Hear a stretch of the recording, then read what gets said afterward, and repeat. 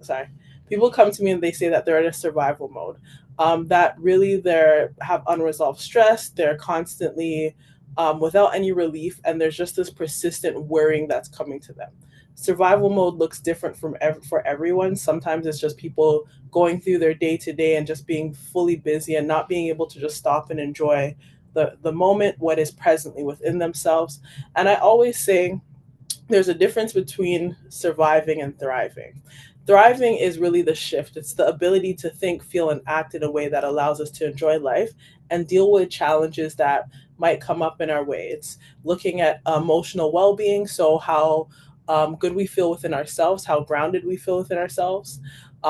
It's being able to feel regulated within our bodies.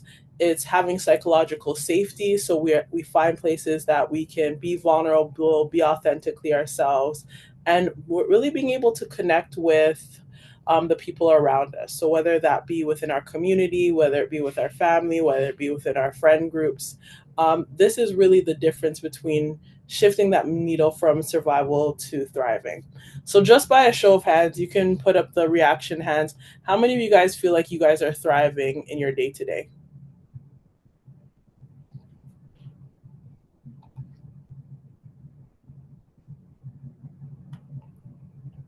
How many of you guys feel like you're just surviving in your day to day?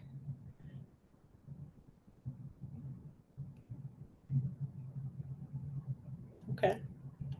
All right, a couple hands. All right, well, again, we're going to learn some strategies to shift that a little bit. All right. Okay. So, one of the things when you look at stress and mental health impact is oftentimes for how many of you guys are immigrants or have recently come to Canada or maybe students or have gotten their PR? You can just put it in your chat just so I can get a sense of who's in the room and where people are at. Thriving. Okay. So one of the things that comes with any type of migration, anytime we are moving from one country to the next, is there's a lot of uncertainty. And I know now with immigration policies that are changing and a lot of things that are happening in the news, with cracking down on immigration, cracking down on the amount of international students they're letting in, cracking down on whether people are going to get work permits or not. That does cause a lot of uncertainty. It causes a lot of worries, and it can make us feel oftentimes not stable or we don't know what's happening. Coupled with, what else is happening in the economy. So, like our financial employment instability, housing challenges. We know right now that it's really hard to get affordable housing, which puts a financial strain on a lot of us. Discrimination and systematic barriers. I think this is a huge thing that sometimes we don't often talk enough about because policies that are in place within organizations or within the government have a direct impact on our stress and also sometimes it's about social isolation.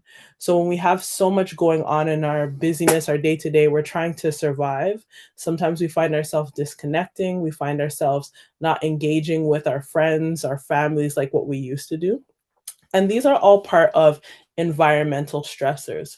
So I think it's important to also recognize what type of stress that we're talking about, right? Because they're sometimes outside of our control and it's managing with how we're going to interact with our environment and really help regulate some of the feelings that might come with being stressed, such as worrying, anxiety, low moods, uncertainties. Okay. Okay. So we're going to do a quick stress buster activity. I just want everyone to share in the chat what is one of your major stressors?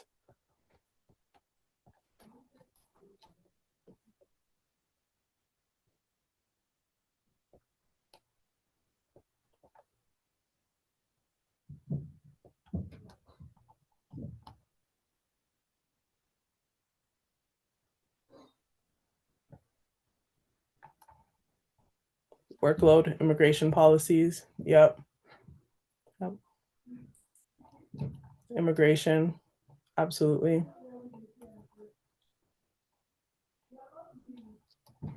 being able to balance life, children, school, that is a big one.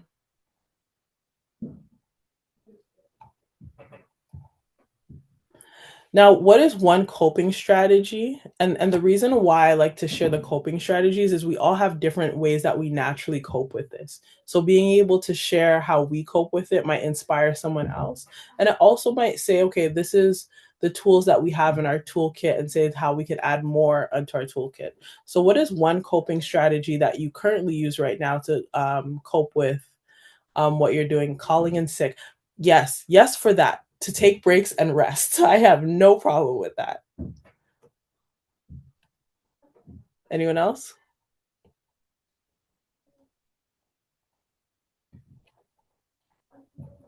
Okay.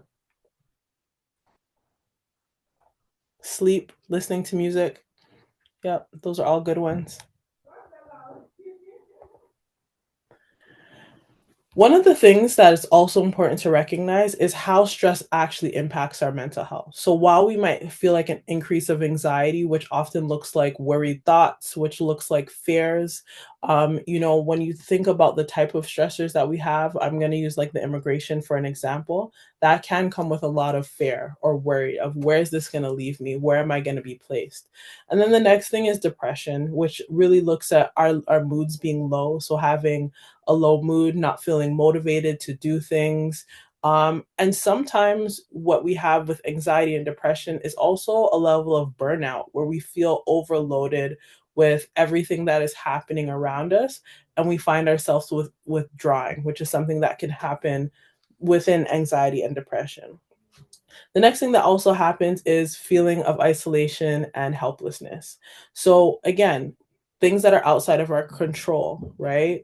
When it comes to immigration policies, when it comes to what the government is going to do and how that's going to impact us, there's a lot of not knowing. And sometimes that can make us feel like we're isolated and experiencing this completely by ourselves, or it can make us feel like we're helpless and we don't know where to reach out and what this looks like for our well being, right? Which again leads to those feelings of isolation, leads to the feelings of even resentment of like, man, did I make the right choice? And this all impacts our mental health.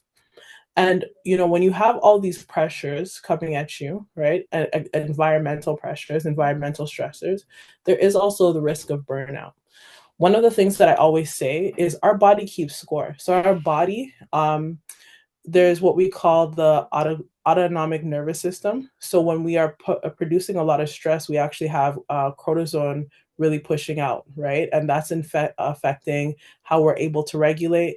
When we talk about even health issues in our such as diabetes or high blood pressure or hypertension, a lot of this sometimes comes from factors of stress, which is impacting our mental health. So we can check in with our bodies to say how we're feeling. Okay. So, we talked a little bit, people shared in the chat a little bit of their coping strategies. And here are some other coping strategies that you could add to your toolkit, and we'll walk through them. One is having community care. There is strength in community. So, for everyone who showed up here, you guys are already tapping into coping strategies because now you're a part of the conversation. You realize that, hey, I'm not going through this alone. There's people that I can talk to and have these conversations. And what community care and what strength and socialization even does is it sometimes normalizes the feelings that we're feeling. There's nothing better than, you're feeling really down and someone's also like, I feel exactly how you feel. It feels very validating. It feels like support. It feels like, okay, I have a place where my voice can be heard. So really being able to tap into community care, socializations, and again, it's with who is in your circle. So usually it's like you find your friends or your families or people who can understand where you're at and just be able to provide that one experience of I'm not going through this alone, the uplifting feeling of being in connection and community with people, and the ability to help say, okay, I have a support behind me. So that is the importance of tapping in. So again, shout out to everyone who's here because you're tapping into that already. The next thing is like practicing mindfulness and grounding techniques. And I know oftentimes, what I tell my clients that I work with, I'm like, okay, let's do some deep breathing. Let's regulate what our feelings are. Oftentimes people feel like, I don't need to breathe. But here's the reality: when we are stressed out, there's often times where we're not actually breathing as normally as we should, right? Which is allowing for tension to show up in our body. It's causing a lot of restrictions. Our body's not getting enough air and oxygen. And the power of a breath is so fundamental to even just regulating our nervous system. So when you're able to take a deep breath, it helps in just regulating our nervous system and helping us just to calm down internally and focus on, okay, what do we have to do to move forward? The next thing that I also say is journaling.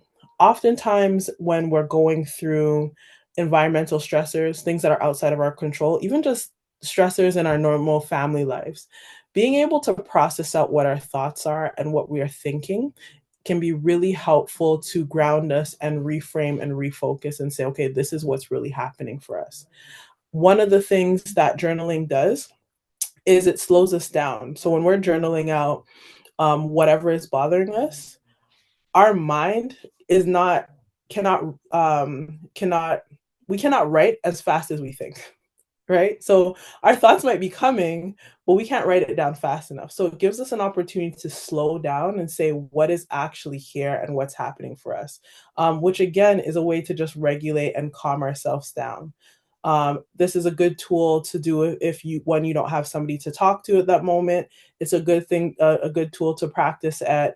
Maybe you're a morning person, you're like you just want to journal out what's happening, and or maybe you're a night person, you're like I want to journal out with what's happening for me. Another thing with journaling that I like to do is, at least for in the morning, I set a gratitude journal, which is really helping me set my intentions for the day. So while I know that there's lots of stress that might come up, me just writing out the things that I'm grateful for and what I want my day to look like has been in a way of creating intentionality for my day. And that's something that, we can use to strengthen our mental health when we're dealing with stress. Another thing that I think is really important is reframe. Reframe is really about shifting whatever our negative thought patterns are, whatever is impacting us, and saying, okay, what might be the positive side out of it? What am I missing? One of the things with reframing, it does require the ability to slow down and think of all the different possibilities. Reframing also gives us the ability to be creative, to say, okay, maybe these aren't solutions that I've thought about in the past, but how can I apply them to my day to day?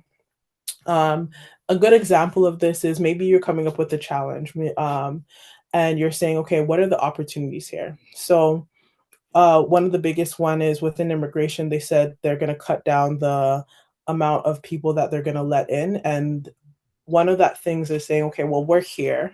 Um, what are the opportunities that I can connect until now to still keep my growth, to still keep, the upward mobility that that I want. I think one of the things that, without saying it, I'm going to say is we all come here for a better life. Like we came and migrated because we wanted an opportunity here, and we can still tap into that. So the reframe gives us the ability to say, how can we tap into the opportunities that are currently in front of us while we're navigating whatever is happening in the political realm when it comes to immigration?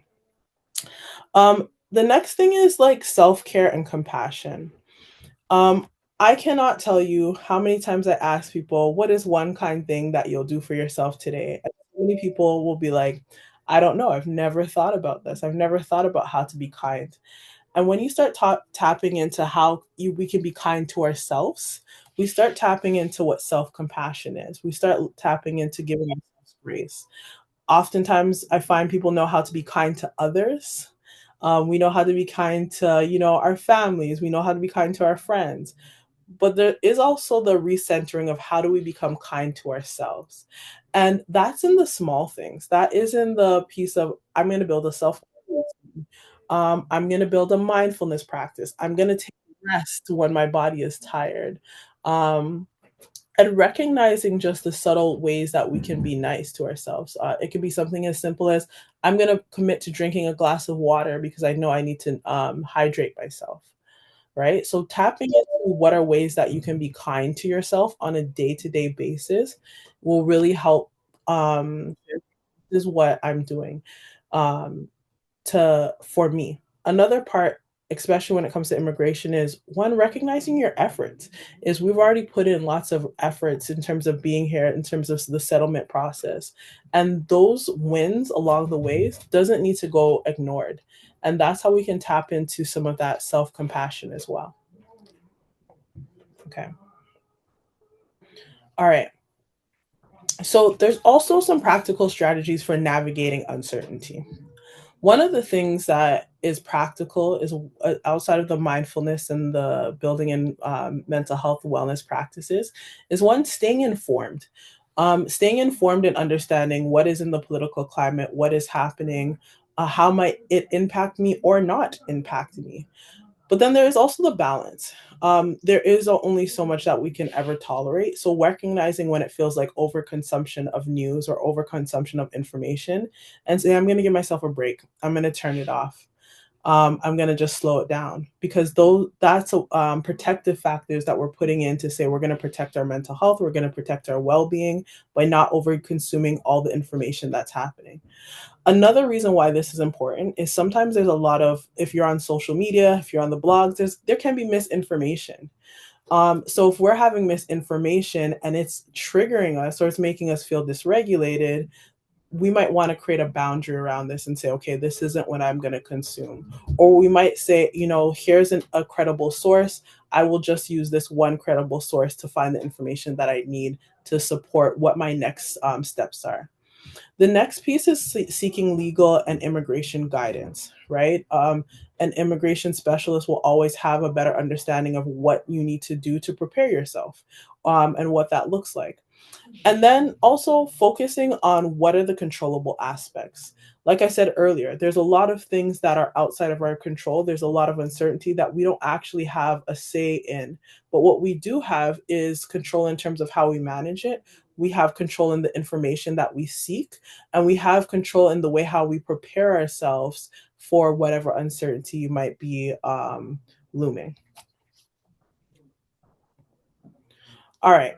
So, with all that, we're going to do another activity, and this one is called a body scan. Like I said, when we feel stress, our body actually keeps score. Our body holds on to stress in ways, in terms of tension, in terms of headaches, in terms of how it affects us. So, if how many show of hands, how many of you guys have done a body scan? Has anyone done a body scan here before? You can also put it in chat. Okay. So, what a body scan is it's checking in with yourself. It's checking in with how you feel. So, one of the ways that you do it, I always say, doesn't matter if you're sitting down or if you're lying down or where you are, but it's really just planting your feet in on the ground, and maybe you start with your hands and say, okay, how do my hands feel? Do they feel tight? Do they feel loose? How does my shoulders feel? Do they feel tight? Do they feel loose? What's happening? What's going on with my stomach? What does that feel like for me? And then just moving through your body, just noticing how it feels. Now, when you do it in a sense when you're not right, when you're not stressed, like maybe right now nobody's feeling stressed, it really kind of gives us a baseline of how our body normally feels. But I want to challenge you guys. If everyone can take like a few seconds to close their eyes and think about maybe something within this last week, or it could be longer, that made them feel stressed, that made them feel like, okay, this was a lot. And just close your eyes and just think about that stress. Now, I want you to apply that of what does it feel like in your head? Does it feel like tension? Does it feel like a headache is coming on? What does it feel like in your shoulders? Does it feel like a tension? Does it feel like a weight? Does it feel stiff? What about your arms? Is there a sense of heaviness? Or maybe it's in your stomach? And just scanning to see what are you feeling? And I want you to write down what is your body's reaction to this stress. Because oftentimes what we don't realize when we're going through stressful situations is our body's reaction. And it is a very much a chemical reaction that's happening internally. So remember I said like our cortisone our cortisone levels are going up. I did see someone say they're driving, so I can't close your eyes. That's absolutely fine. So maybe when you go home, you take a second. Um, but because, again, it is a chemical reaction in our body that is producing hormones that are creating imbalance, it's important to say, where is this tension? Where is this tightness? Where is this heaviness? Because we can actually do something about it. We don't have to just sit with it and hold it, right? All right. Well, I'll actually just tell you what you can do because I think I don't have the slides in the right order. But one of the things that we can do when we're feeling that tension is we can bring our attention, especially with tension. This is what I love about it. When we have tension, the best way is bringing our attention to that and either breathing through it, like doing a couple deep breaths. And we want to do it slow, right? So I don't know if you guys have ever heard of the 5, 4, 3, 2, 1 countdown method to breathing. So really what that looks like is you are breathing in 1, 2, 3, 4, 5, and then breathing out 5, 4, 3, 2, 1, and seeing how it relaxes that tension. If you're feeling it in your shoulders, right? It might be something as simple as rolling it out, right? Or lifting your arms and giving yourself that stretch and that body movement, right? If you're feeling it in your head, sometimes a somatic practice is moving your jaw, moving your jaw, or forcing a yawn. Yep, just like that, right? And really, that's us bringing our bodies to be able to have a stress relief. Like we're forcing our bodies to have a physical stress relief, so we're not holding on to that tension. We're not holding on to that tightness. But that doesn't happen unless we notice. So the first step is always to be able to notice what is that tension, where is it showing up in my body, and what is the right tool for me. So while there are many ways to release tension, everyone is going to have one that is going to resonate with them and it's going to help them more. Okay. So, we talked about what it looks like and how it shows up in our bodies. And then there's also like the signs that we can recognize, right? Because one of the things is, especially what I find with like our community is we can be stressed out, but we're always going, right? We're always like, now we can get through this, we'll move past this, we'll just keep on pushing through. And one of the things is it makes us sometimes ignore what our bodies are saying or what is actually happening. And then we have risks of burnout and we have risks of, the lack of motivation or just feeling down. So some of the things to look out for to recognize that when we might be struggling is persistent feelings of worriness, the persistent feeling of sadness, feeling hopeless, like there's no other options. When we start to find that it's hard to concentrate, this is a big one. Sometimes it's, oh, I can't remember what I was going to say, or I can't remember what I have to do, or, there's something that we need to focus on and we can't just focus on it. That might be a sign of we're struggling. When we're finding it hard to make decisions, whether it be small or big decisions, we're finding it really challenging. That might be a sign that we're struggling. Um, Sleep disturbances. So, we're always feeling tired even though we're well rested. So, if you get the normal standard 6 to 8 hours to sleep and you're still feeling tired throughout the day, that might be a sign of, okay, I need to check something. I need to check in with my mental health. Change in appetite. This can be a decrease or increase depending on who you are. One of the things for me when I'm struggling with my mental health, and I like to share this, is I might not eat a lot, but I will gain a lot of weight. And it doesn't seem like a normal thing, but because a lot of times our mental health, there is a chemical reaction going on. We are producing a lot of like hormones. It impacts me. So that's usually my check-in with myself is like, oh, my eating habits haven't changed, but all of a sudden I'm gaining weight. I need to check in and see what's happening with myself. Um, withdrawing from our social activities. So if you are naturally a social person, if you are naturally like to connect with people or you like to be in community and you start to find yourself withdrawing or people around you are telling you, "Hey, I haven't heard from you in a while. What's happening? What's happening?" Those might be cue ins to say, okay, I'm withdrawing. What's happening with me? Um, and the next thing is muscle tensions and body aches. Especially if we find that we're worrying a lot, this can be a sign of we're struggling with our mental health. I also like to say this time of the year, like when we're not getting enough sunlight, when it's really cold outside, it can be draining on our mental health. There's something called seasonal affective disorder, where just because we're not getting enough daylight, we're staying indoors more. That also impacts our mood. And I think that's something to also be aware of is sometimes our mental health struggles are seasonal with the change in weather. So even whatever's happening in our environment, it might feel heightened at this type of time of year because of the season change.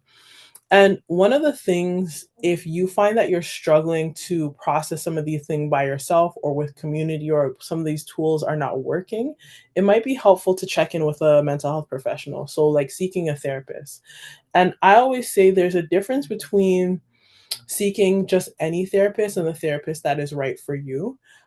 Because we all have different needs and strengths, and having somebody that can recognize what our strengths are, what are the things that we already naturally do, and build off of that might be a way to really support your mental health when you're struggling and you can't cope by yourself. And there's nothing wrong to ask for help. The next thing is about supporting others. So, sometimes you might see somebody struggling.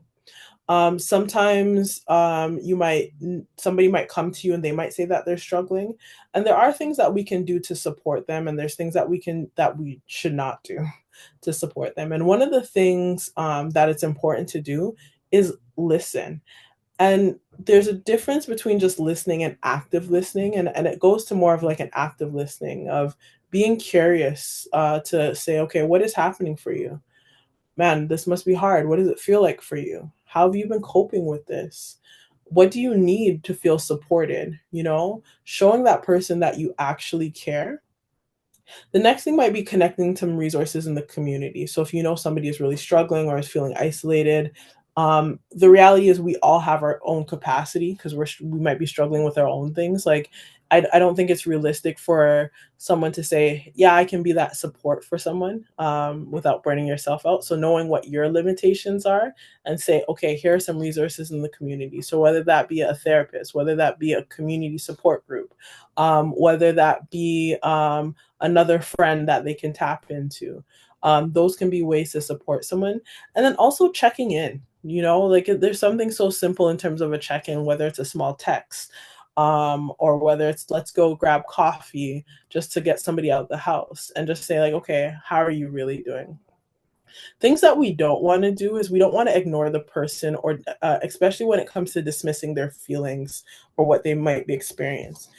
Oftentimes what I hear people say is, don't worry, it's going to be okay, right? While that might feel comforting and supporting, for that person, it might not feel like okay in that moment. It might feel like something big. So being able by doing that, it kind of dismisses what they're going through and what their experience might be.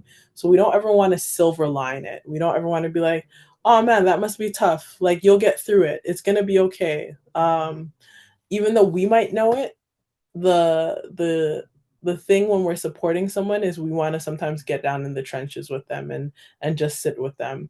I always say a lot of people listen to respond, but they don't listen to just hear what somebody is saying.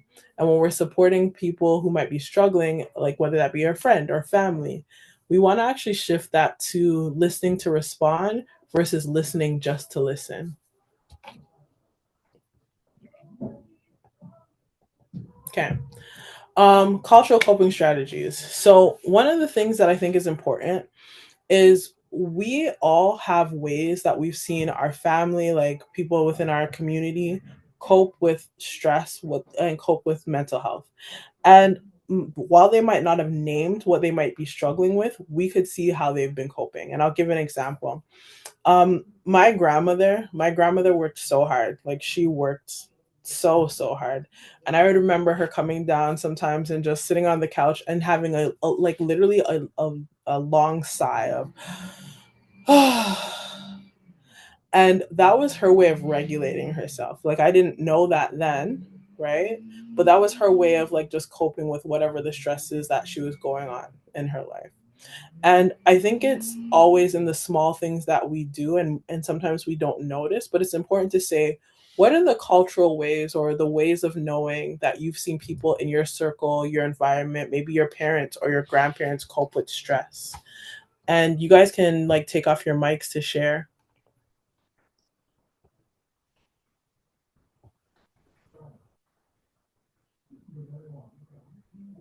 Prayer.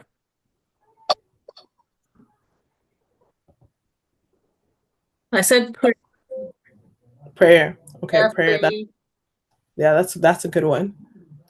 Going to church. Yep. Sharing your problems, like discussing with your family members Hmm. and close friends. Yeah. Exercise. That's a good one. I think one that's very common. It's the um it's you saying it is well. You know how in Nigeria everything that happens just say, it's well. Hmm. It is well. You Hmm. know. Yeah. Hmm.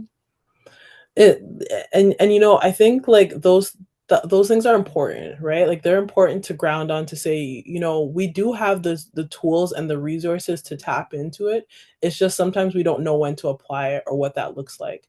You know, prayer is a form of meditation and mindfulness. So being able to pray and just be in silence and pour out what is happening for us is a way of us, one, not holding in what's happening, but being able to be in a quiet space with God to just say, all right, I'm just going to pour out all of my burdens, literally, right? You know, going to church is important because then you're tapping into a sense of community. You're building in that social connection, right? You know, it is well. It's almost like, okay, cool. I'm just going to submit whatever's happening and like it's going to, you know, eventually go away. Those are all ways of like coping or just being like, you know, I'm accepting whatever's happening. Exercise too is a good one of the things that I always say with exercise too, that I love what we do is we dance. Like we literally dance. And dancing is actually a form of regulating our body, of regulating our nervous system and coping with the stressors that we have. So while there's always tools that we can add to our toolkit, it's also important to recognize what are the things that we already have that we can probably do more of, right? That we can embed more of into, you know, our daily practices, or when we're thinking about self-care, when we're thinking about mindfulness exercises, when we're thinking about building in a strong mental wellness routine, we can tap into these things. I can tell you I'm the first one that when I have a long day, my kids know I'm going to turn on some music and everyone is dancing. We are going to dance, right? Because I know it's good for me. It feels good, and it helps me change my mood and helps me give me the ability to cope with, again, some of the stressors that are outside of my control. Okay. So thank you for everyone who shared. Okay. So we're gonna do a quick wrap up activity, and I know some people are driving. So for whoever's driving, that's fine. Maybe this is something that you want to do later. But what we can do is write a future letter to ourselves. And what this letter can look like is, what are the challenges that we're facing now? So what are the stressors that are happening in our day-to-day lives today? Whether that can be school, whether that's family, whether that's childcare, whether that's unemployment, whether that's creating work-life balance, whatever those challenges are, just write it down and say, what does this look like and what am I facing? And then I want you guys to write what encouraging advice that you want to give to yourself, right? This is very much personal. It's very much what is encouraging to yourself. And then what do you have to accomplish in the next year, right? What are the things that you're going to accomplish? And then you're going to save this letter. And in a year from now, in 2026, January, I want you to open the letter and see. And this is a check in to say, is this challenge that you're facing as heavy as it was today, right? Is it as precedent as it was today? Has things changed? And for some stressors, maybe not. And for some, yes, maybe it has changed. So I'm going to give everyone like 5 minutes ish. If you grab a pen and paper and just write it down. Um, I like to sometimes write these things down on my phone as well. I like to use my phone as a tool to do those. So whether that's a note, and write it down. So I'll give everyone like 5 minutes to do that.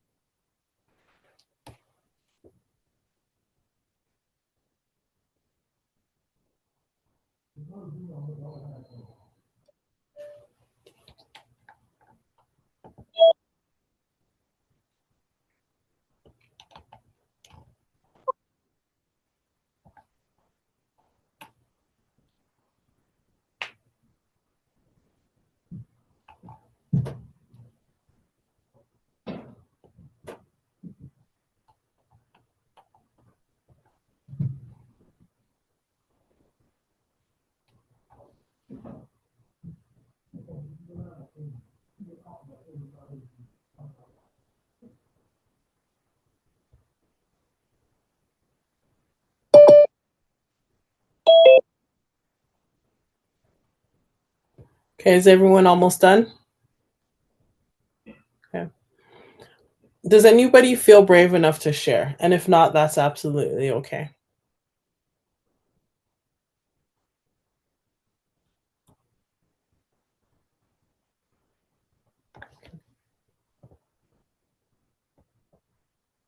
All right, so I have a quick poll. I don't know if anybody can see that.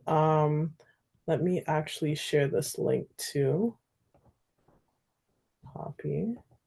I have a quick poll if you guys want to scan your QR code, and then I will share the results of this poll.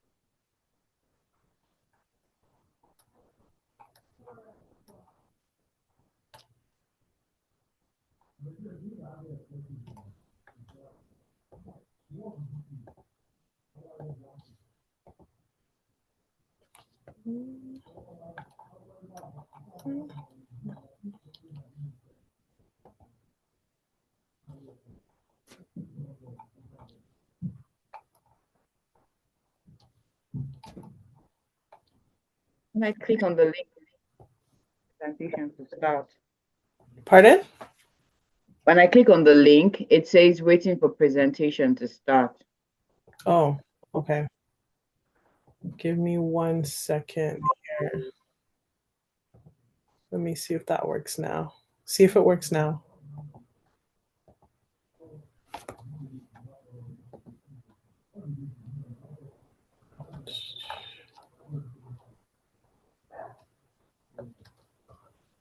Are you guys able to see 3 questions or is it just 1? There's supposed to be more. Just one question. Just one question. Ah, interesting. Okay. Well, I think that is not working properly. There's supposed to be more than 1. It's still saying waiting for presentation to start on my end. I don't know. Really? Okay. Mm-hmm.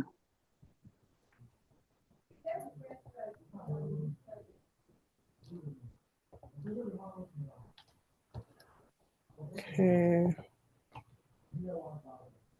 Let's see if that works. Are you seeing it now?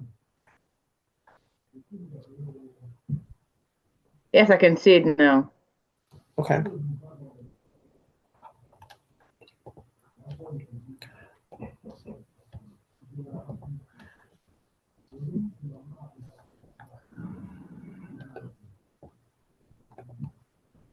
I might have lost. I think you have to change the slide to the next question for us to see it. Okay.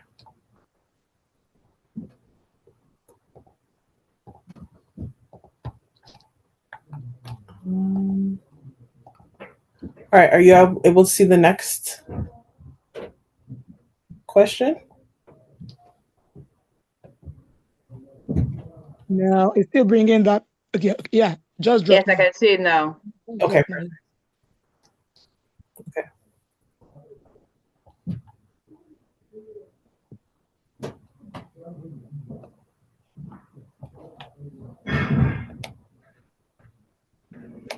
I think I lost where.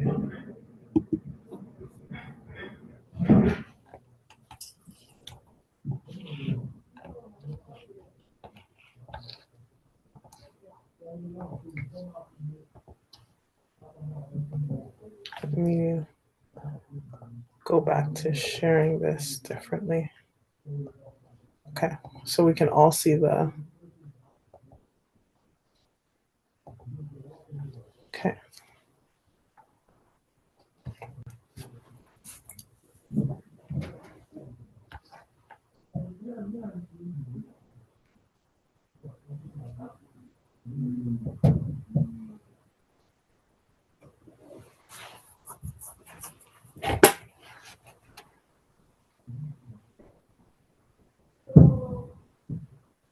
Okay. I'm going to go back to the first slide just so that way I can share with everyone. Because I think something that is important is to see, one, we're not always alone, and in when we're experiencing stress and what this looks like, and to know that yes, it impacts everyone differently, but there is levels that we are all sharing and experiencing. So I think this is important to just say like, hey, we're not alone. The next thing that is important is to say, how do we tap in, right? So even something as simple as saying, okay, hey, and talking to someone, it just shows that our go-to is to be able to speak about what our problem is, and have that conversation around it. Even in prayer, we're still speaking, but it also gives us the ability to say, okay, is a prayer group something that's helpful for us, and sometimes, one thing that I say with ignoring it, so thank you for the person who put that, is sometimes that isn't easy go to for a lot of people, but remembering that our body keeps score of our stress. So even if we want to ignore the problem, tapping in to say, can we notice what is happening in our body? Can we notice if we're feeling tension, or if we're feeling unwell, or if we're feeling a sense of heaviness in any part of our bodies, and at least give ourselves that ability to regulate our nervous system, whether that be exercising, stretching, deep breathing, um, just to really negate some of the impacts that stress has on our overall well-being. And then the last one is, have you ever talked to a therapist to help you with your stress? And that can be something that's really helpful. Is, again, if you can't cope with it, finding a therapist that can. I always say that sometimes therapy is like dating. Finding a good fit is important. So that's always something to be mindful of as well. Okay, I'm going to stop sharing this screen.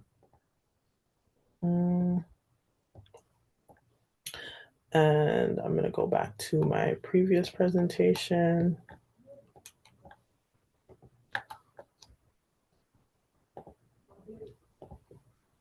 Okay. All right. And then I wanted to open up for any Q questions and answers. If anyone had any questions. There's one in the chat box already. Okay. It says, where do you find a therapist? So that is a great question. So you can, well, one, I'm a therapist, so that's one. So you can always check in with me. You can find me at, I'll put my website in here, but you can also find a therapist on Psychology Today. Put a couple resources in here in the chat. Embrace your .ca. Psychology Today is a good one. You have the Black Therapist list. And for any of you guys who don't know, Inner Compass is actually building a wellness app to make it easy to find Black therapists within our community.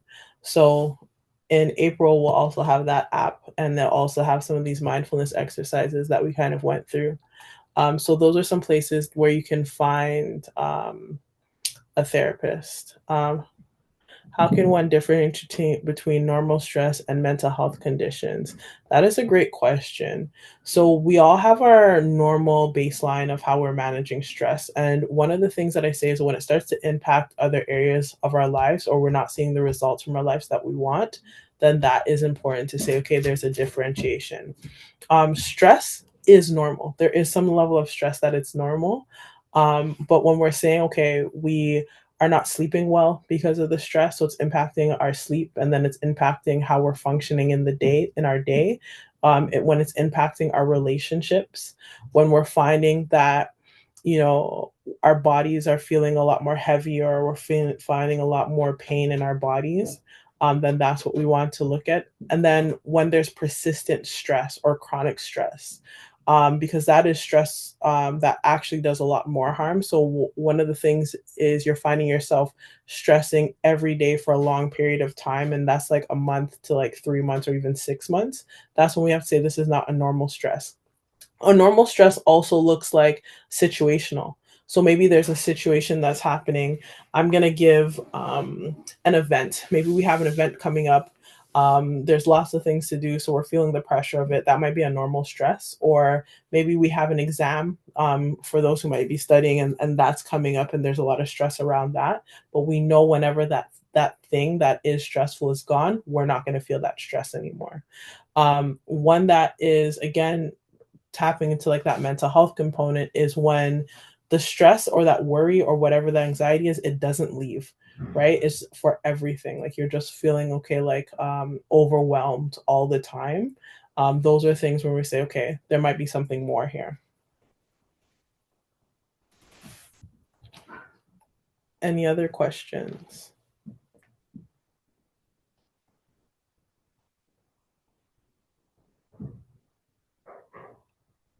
Okay, I have a question. So, Nigerians, they say, are known to be resilient people, right? So, how do we, and so, like, there's a thin line between, being resilient and then trying to suck up with stressors instead of reaching out for help. Like, at what point do we know when to say, okay, this is not me being trying to be a superwoman. This is me looking for that need this is me that I'm a person now that needs help right now. As in, like, how do we differentiate between being resilient and saying, oh, right now I really need help?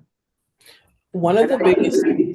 one of the biggest things that I see, 'cause again, I think that is something so common, is when we feel like we're being held back from like what we actually want to achieve in life, right? Like I always say mental health is like synonymous to mental wealth, right? Like it literally is our wellness. So when we're starting to see that we cannot accomplish some of the goals that we're setting out for ourselves, like for moms who are parents, when we start to see that we're way more irritable with our kids and we don't have a lot of patience for things, those are some of the signs that we're like, okay, we need to probably reach out for help. Um, and one of the things is, yes, as Nigerians, I completely agree, as a strength, we are definitely resilient to a lot of the things that happen. But the side effect of that is also important because we also have higher rates of hypertension. We also have higher rates of diabetes. We also have higher rates of health related issues that is related to stress. So that's a part of the conversation and the equation. So yeah, meanwhile, we can ignore it or we can bear through or we can even like push through it. Our body, catches up with our body anyways. So I always tell people it's important to still check in with like your doctor regularly, and you might notice like a sign of, hey, maybe your doctor says you're pre-diabetic. Why? Like what's happening? Like have you been feeling stressed out? Like has there been things happening in your life? Or you might be noticing your blood pressure is going high and spiking. One of the things, as much as we can ignore it as possible, our bodies cannot. So even just doing in those check-ins to say, hey, I'm noticing I'm going to Walmart or a Shoppers Drug Mart and I'm checking my blood pressure and I'm noticing it's always a little bit higher than normal. Is there something bothering me? Again, with a lot of clients that I work with, there's this, I can't remember the name of it, but there's this thing that sometimes I'll put on their finger to measure their heart rate. And, people will be talking through things and they'll be like, it's not bothering me, but that monitor will actually be spiking. And then I'll be like, well, you're telling me this, but it seems like your body's actually having a different reaction. And I think this is very much why I'm very much into somatics in terms of how I approach therapy, is because what happens in our mind sometimes is not connecting in what's happening with our bodies. Yes, oximeter. Thank you.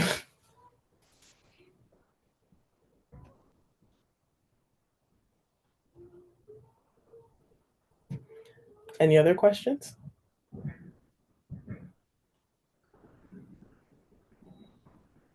Maybe just a contribution. Is that okay? Go ahead, please. I'm an advocate for, having people share and actively listen to others that are going through stuff without judging and without trying to compare. Because, there are times when you're in conversations and someone says, this is happening to me, and you're like, your own is small. Mine, if you see my own, trying to be an active listener to that person, not trying to compare or compete who suffer past. I think it goes a long way. I think it helps.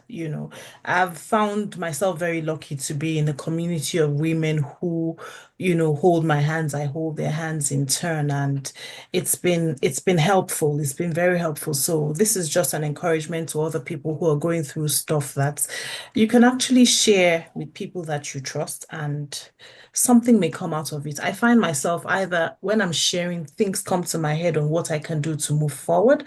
I also find that when I write as well and I go back to read what I have written, it also helps me to find ways to move ahead. And I'm never ashamed to ask for help. Never, ever. Thank you for normalizing that. I think that's important. Yeah, okay, I have another question. I was gonna ask, you talked about when you were talking about supporting others, you were saying something about trying not to silver line, like we're talking about silver lining, right? So my question would be, how can I support someone who's struggling without, as it were, minimizing their feelings while still offering hope and encouragement? Because I think the motive for silver lining is just to make the person see that beyond your situation, there's hope, right? Like, don't despair, don't lose hope, and all of that. So, I believe when people do the silver lining, that's what they intend to achieve. So, when you say do not silver line, I'm just wondering now, how best can I support someone who's struggling without minimizing their feelings and still offer that hope and encouragement? That's a great question. One of the things that I have to say is like we all have our strengths in order to solve our own problems. And the part with active listening and just to say like, yeah, this is hard, this is something that is really impacting you, gives the person the opportunity to find, okay, what can work for them, what is meaningful. And when we silver line, we actually diminish people's ability to do that, because they feel like, oh, I'm not really being heard, or like, is this person judging me, or you know and what I'm saying, like, is it important, right? Because I think there's the side of us as a supporter, we want to make somebody feel good. But then there's also the side of like the person who's receiving it. So while we can give encouragement, if the person isn't ready or they're not there yet, it's not helpful, right? But if somebody is ready and say like, you know what, I just need somebody to encourage me, or one of the common things that I often hear is like, I need somebody to pray for me right now. Like I need that encouragement. People will actually ask and say the request of what they need, but we have to give them the opportunity to do that. So when we are, just giving again a solution to the problem or saying, don't worry, it'll get better, it sometimes receives a message of, you're not really hearing what I'm saying. Like you're not really acknowledging my pain right now and my suffering. So that's the difference, right? So that's why I said there's a difference between active listening and listening to respond. So many times we're in communities or we're talking to friends and people are listening to respond to what we have to say versus just listening to what we're saying. And I think when you start to listen to what somebody is saying, sometimes you hear the pain that they're going through and you're like, man, that sounds really painful. That really sucks. I'm sorry that you're going through that. Is there anything I can do to help? I think that's the biggest thing, is asking, is there anything I can do to help? Or is there anything that you would feel as supportive? You, one, now just gave somebody the opportunity to be like, yeah, if you can give me a word of encouragement, I'd appreciate that. Yeah, if you can like connect me to a resource. Yeah, if you can just listen to me, I'd appreciate that. Right? Like how many of you, I know I'm guilty of this. Sometimes I've called up my friends just to complain because I needed a place to complain. I didn't want a solution. I didn't need anything that was positive. I just needed a place to vent out my frustrations, right? So that's a part of it.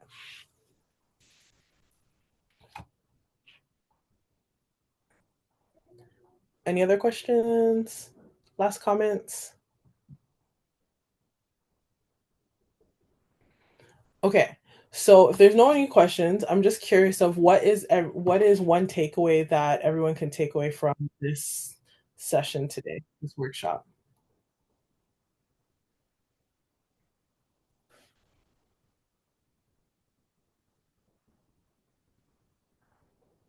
I've been able to identify, some of, like you said, this cultural coping strategies that I was used to doing, but I never imagined they were coping strategies. I've been able to identify and say, oh yes, this is what I actually do so I become more aware of the things I do to manage stress. And I've also learned some strategies that I could also use. And I also learned that prayer is kind of some form of mindfulness. I'd always wondered what was mindfulness. And even when I read it, I'd never been able to get my head around it, right? But yeah, makes sense now. Mm-hmm. Anyone else want to share a takeaway? Olu says, identify what stresses you as a person and look for help. Stress is normal, but should not overwhelm you. Mm-hmm. Thank you, Olu, for sharing that.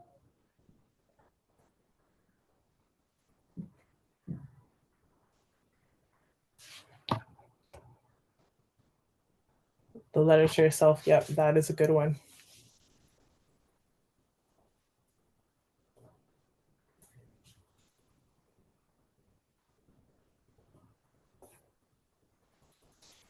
Alrighty. All right. Well, if there's no more takeaways, here's where you guys can find me. So my social media on Instagram and TikTok is innercompass_wellbeing. I share wellness tips all the time. So if you want to like listen to any wellness tips or stay up to date of like strategies that you can apply or just things to be aware of, you are more than welcome to follow me on social media. If you want to contact me directly through my website, I've already shared it in the chat, but my website is embraceyourinnercompass.ca, and you can email me at info@innercompasstherapy.ca if you have any other questions or you just want to find any other resources that can support you. I'm more than happy to do so. And lastly, I'm going to ask if you guys can take a quick, like 2 minutes and just quickly fill out a feedback survey. This is something that I always find supportive as it helps when I build workshops to make sure that I'm delivering what is meaningful to you guys, because I want to make sure there's things that you guys can take out of it. So if you guys want to just scan the QR code and fill that out quickly, that would be great as well.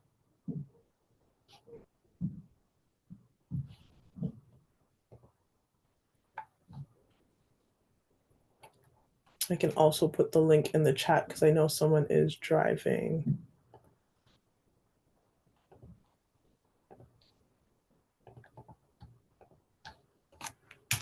All right. All right. Thank you, Ivy, for already following me. And body scans. Body scans are a good one. I love them. It helps me to really see what's happening for me, be aware. One of the things that I've used body scans are, well, I've used body scans with progressive muscle relaxations, but when I'm sleeping or when I need to get to sleep, doing a scan of what part of my body is not comfortable helped me to find a better comfortable position to sleep deeper. Again, I mix that with like progressive muscle relaxation, which is something completely different. Just is kind of relaxing each part of your body, just to give you a little bit of an explanation of what it is. But body scans can be used in so many ways.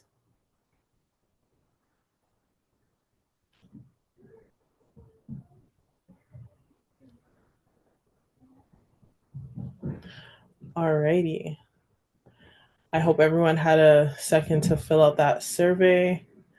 And that's a wrap. That's all I have. And I hope you guys took away a lot and enjoyed the offering that I had to give today.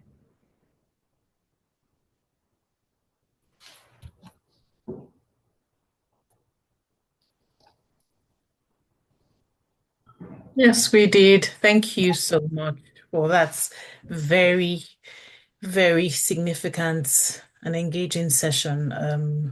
I took a lot. I noted down a lot and I love the letter. I wrote a letter. I'm going to complete it. I didn't think I had enough time, but I'm going to complete it so that come January 2026, I can read it and be very proud of whatever steps I have achieved, I've accomplished.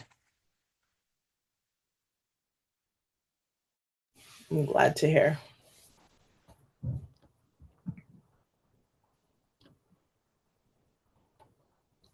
You guys are all welcome. Thank you for having me. Yeah. So if no one else has anything else to say, on behalf of the Health and Wellness Committee of NIROW, we want to say a big thank you to you, Chama, for gracing us with your presence, and thank you for sharing. Like Umi said, we've learned a lot. Just the awareness, right?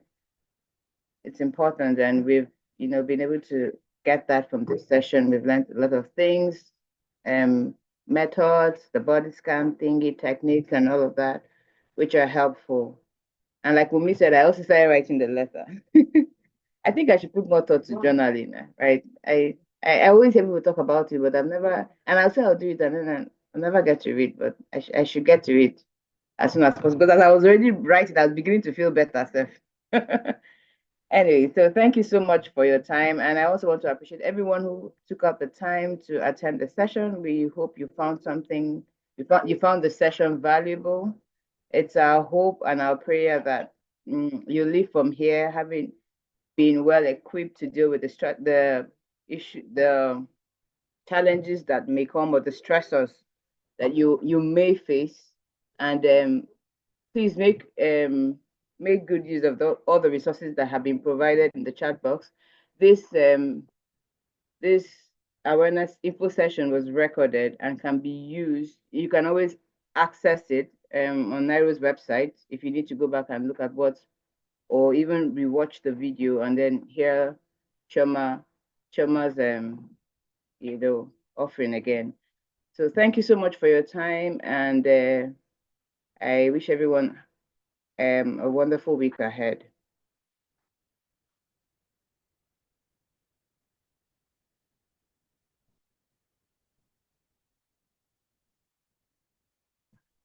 Thank you so much, Chama.